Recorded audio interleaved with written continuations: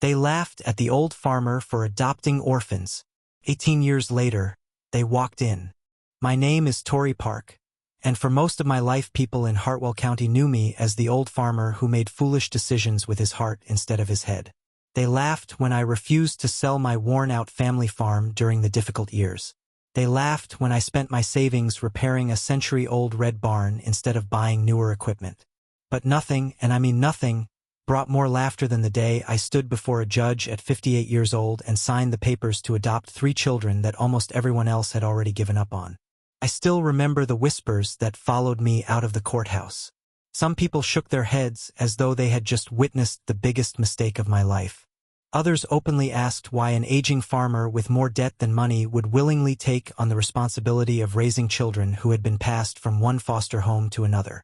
One man even patted me on the shoulder and quietly said, "Tory, you don't adopt children nobody wants.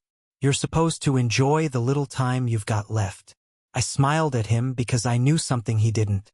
You never measure the worth of a child by how many people walked away from them. You measure it by how much love they were waiting to receive. By the time those children entered my life, my farm had already seen better days. The fences leaned like tired old men after a long day's work. The roof on the equipment shed leaked every time the rain came, and my old tractor had developed so many strange noises that I could identify each gear simply by the sound it made. Every morning before sunrise, I would step onto the porch with a cup of black coffee, look across those fields my father and grandfather had once farmed, and quietly ask God to help me hold on just one more season. Farming has a way of teaching you patience because the land never hurries for anyone.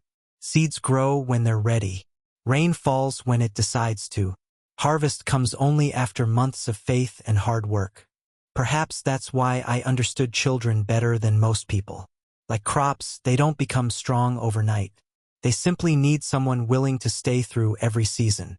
The first child was a quiet 8-year-old boy named Ethan who barely spoke during our first meeting. His social worker later told me he had stopped trusting adults because every promise made to him had eventually been broken. The second was little Grace, only 6 years old, who carried an old stuffed rabbit with one missing ear everywhere she went because it was the only thing she still owned from before her parents died in a car accident. The youngest was Benjamin, just 4 years old, with bright blue eyes and more energy than an entire flock of chickens. He had never known what it felt like to sleep in the same bedroom for more than a few months because he had spent almost his entire life moving from one temporary home to another. Looking at those 3 children sitting together in the agency office, I didn't see broken lives. I saw 3 little hearts exhausted from wondering whether anyone would ever choose them. People in town didn't see what I saw. They saw expense. They saw responsibility. They saw risk. Every trip to the grocery store came with another opinion. Some said I was too old.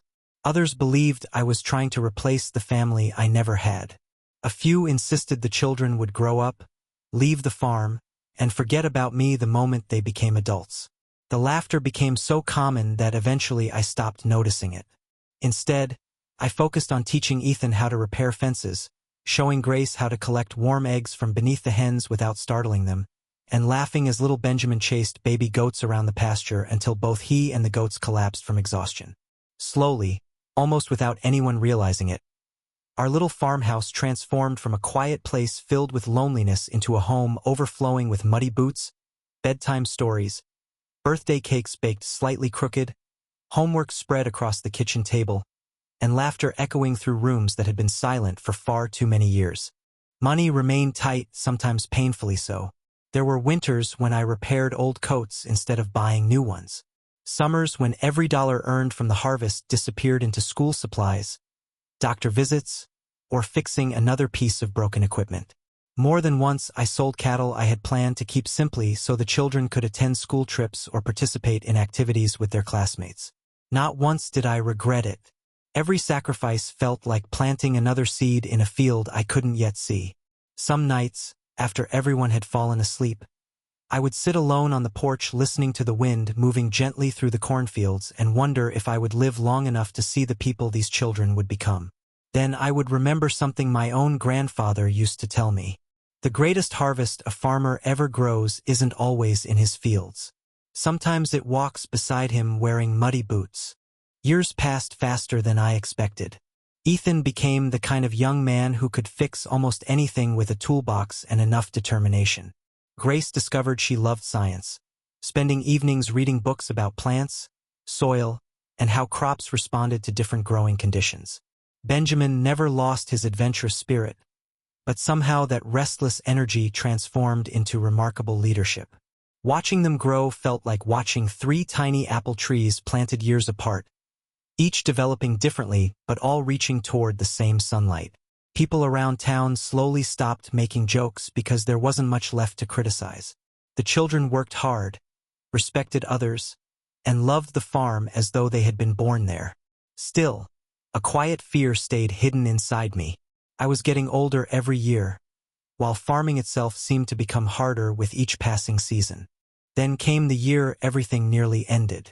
A terrible drought struck first, followed by falling crop prices that devastated farmers across the county. Fuel costs climbed higher than I had ever seen. Equipment repairs emptied what little savings remained. By autumn, I found myself sitting across a desk from the manager at the local bank, listening as he explained that unless something changed very quickly, the farm my family had owned for generations would likely be taken to satisfy the outstanding loans. I drove home that evening with tears blurring my vision, parked beside the old barn, and stared across the fields as the sun disappeared below the horizon. For the first time in decades, I honestly wondered if I had failed. Not because I had adopted those children, but because I feared I might lose the only home I had ever been able to give them. I didn't tell Ethan, Grace, or Benjamin everything. By then they had each gone out into the world to build lives of their own, and I didn't want them carrying the weight of my struggles. I simply smiled during our phone calls, told them the crops had seen better days, and changed the subject whenever money came up. What I didn't know was that children raised with love often learn to hear the things you never say aloud. And 18 years after 3 frightened little orphans first walked through my farmhouse door, they were about to walk back through that same gate once again. Not as children searching for a home, but as adults carrying a gift I never imagined was possible. If you've enjoyed my story so far, subscribe to the channel and share this video with someone who believes kindness always finds its way back home. Stay with me because what Ethan, Grace, and Benjamin did next left the entire county speechless. The morning everything changed didn't look special at all. The sky above Hartwell County was covered with soft gray clouds, and a cool breeze drifted across the fields where my corn should have stood taller than it did. I was sitting on the old wooden porch with a cup of coffee that had long since gone cold, staring across the farm my father and grandfather had left me, wondering how many more sunrises I would get to see from that spot before the bank took everything away. The foreclosure notice sat folded inside my shirt pocket because I couldn't bring myself to throw it away, yet I couldn't bear to look at it either.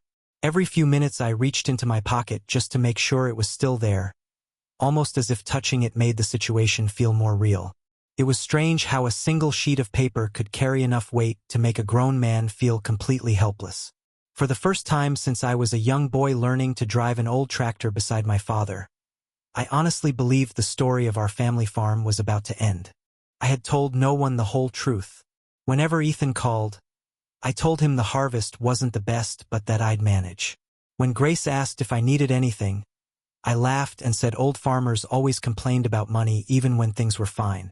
Benjamin offered to visit several times, but I kept making excuses because I didn't want any of them to see the condition the farm was in. I wanted them to remember it as the place where they learned to ride bicycles, chased chickens through the yard, built tree houses, celebrated birthdays, and called home. I didn't want their memories replaced by broken fences, unpaid bills, and an old man slowly running out of options. Looking back now, I realize I underestimated them. Children who grow up surrounded by love become adults who notice pain even when it is hidden behind a smile. It was just after lunch when I heard several vehicles coming down the gravel road. At first, I assumed they had taken a wrong turn because hardly anyone visited my farm anymore. But as they came closer, I recognized the first truck. Ethan climbed out wearing work boots and the same determined expression he had whenever something needed fixing. Behind him came Grace, carrying a leather folder tucked beneath her arm, and Benjamin stepped out of another truck wearing a jacket with the logo of the construction company he now owned. For a few seconds, I simply stood there speechless. Before I could even ask why they had come, the three of them walked across the yard together and wrapped their arms around me. They weren't children anymore. They were grown adults with families, careers, and responsibilities of their own.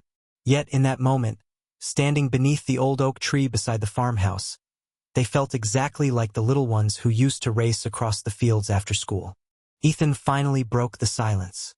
"Dad," he said, and even after 18 years that single word still reached a place in my heart I could never fully describe. "Did you really think we'd let you fight this battle alone?" My hands started trembling because I realized immediately they knew. Somehow they had found out about the loans, the missed payments, and the foreclosure notice. I tried to explain that it wasn't their responsibility, that I had chosen to adopt them because I wanted them to build lives free from burdens like mine. But Grace gently took my hand before I could finish. With tears already filling her eyes, she smiled and said something I'll carry with me for the rest of my life. "You spent 18 years saving us, Dad. Did you really think we'd spend the rest of ours watching you lose everything?" She opened the folder she had been carrying. Inside were documents I couldn't understand at first because my eyes were already blurred with tears. Benjamin knelt beside me and slowly explained everything. Years earlier, after leaving home, the three of them had made a promise to each other that no matter where life took them, they would always protect the place that had protected them. Ethan had become one of the most respected agricultural mechanics in the state, designing equipment that helped struggling farmers reduce repair costs. Grace had earned a doctorate in agricultural science and worked with companies developing better fruit and grain production methods. Benjamin had built a successful construction business specializing in rural infrastructure, employing dozens of people across several counties. Quietly, without ever telling me, they had been setting aside part of every paycheck into a shared investment account. Not for vacations, not for expensive cars, not even for themselves. They called it the Farm Promise Fund. For 18 years they had added to it month after month, believing that someday the farm might need them just as much as they had once needed the farm. When the bank records became public through legal notices, they knew that day had finally arrived. The account had grown far beyond anything I could have imagined. It was enough to pay every outstanding loan, every overdue bill, every interest payment, and still leave enough money to modernize the equipment, repair the barns, replace the fencing, and build new irrigation systems that would protect future harvests from drought. I stared at those papers in complete disbelief. The children everyone once called unwanted had quietly become the answer to prayers I hadn't even spoken aloud. The news traveled through Hartwell County faster than any harvest story ever had. People who had laughed when I adopted 3 frightened orphans began stopping by the farm just to see if the rumors were true. Some admitted they had been wrong. Others apologized for the careless words they had spoken years earlier. I accepted every apology with a smile because life had already taught me that forgiveness is far lighter to carry than bitterness. Besides, those apologies weren't the greatest reward.